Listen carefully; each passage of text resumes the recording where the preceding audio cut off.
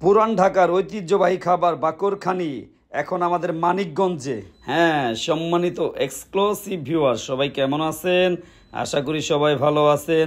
যে যেখান থেকে দেশ এবং দেশের বাইরে থেকে আমার এই ভিডিও দেখতেছেন, সবাইকে জানাই আন্তরিক শুভেচ্ছা এবং প্রাণ ঢালা ভালোবাসা।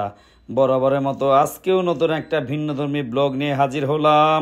আমি আশরাফুল ইসলাম। আজকে আমাদের মানিকগঞ্জের বাজারে একটা দোকান দেখানোর চেষ্টা করব। পুরান ঢাকার ঐতিহ্যবাহী খাবার বাকরখানি এখন আমাদের মানিকগঞ্জেই প্রস্তুত করা হচ্ছে বা কেনাবেচা করা হচ্ছে। চাইলে আপনারা এসে খেয়ে যেতে পারেন।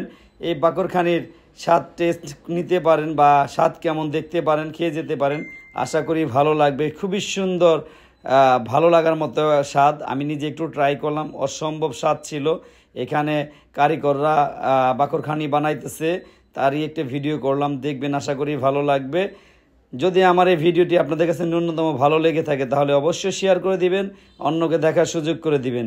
আমি প্রতিনিয়তই চেষ্টা করি মানিকগঞ্জের ইতিহাস, ঐতিহ্য, সাংস্কৃতিক বিভিন্ন বিষয়বস্তু তুলে ধরার। বিশেষ করে মানিকগঞ্জের বিখ্যাত যেসব খাবার আছে সেগুলো পর্যায়ক্রমে আমি আমার পেজের মাধ্যমে তুলে ধরে থাকি। তো দেখতেই থাকুন বাকরখানি কীভাবে বানায়, কীভাবে প্রস্তুত করে, সেটারই একটা ভিডিও চিত্র তুলে ধরার চেষ্টা করলাম।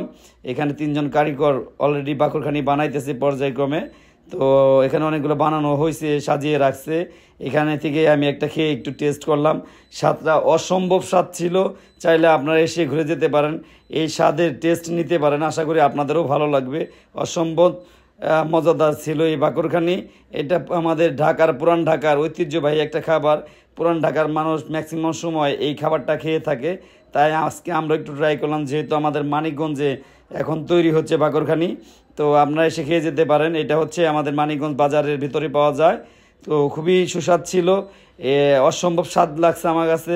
আপনাদের কাছে কেমন লাগছে বা আগে পরে কেউ খাইছেন কিনা অবশ্যই কমেন্টের মাধ্যমে জানানোর চেষ্টা করবেন। ওকে এভরিওয়ান।